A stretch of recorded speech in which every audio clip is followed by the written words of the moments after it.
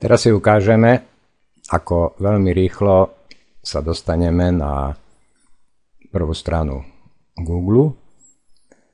Píšem o tom na mojej stránke krokzakrokom.eu.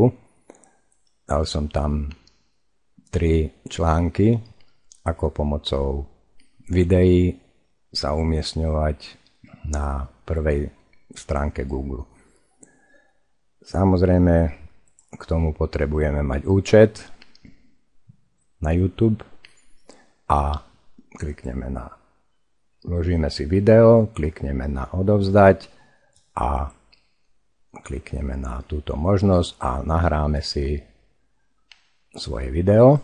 Video sa nám nahrá, to malo tému o legálnom sťahovaní obrázkov, ktoré som umiestnil na svojej stránke. A keď si dáme do vyhľadávača napríklad legálne sťahovanie obrázkov, pretože to zaujíma ľudí, keď si chcú stiahnuť z Google nejaké obrázky, ako to urobiť, aby boli legálne a zdarma, tak vidíte, že na prvej stránke po hodine, pred hodinou a 5 minútami som vložil toto video a už sa zobrazilo na prvej strane na 3. mieste.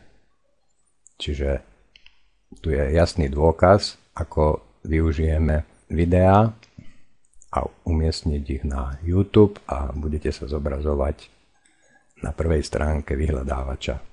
Čiže žiadne veľké tajomstvo, využívajte videá.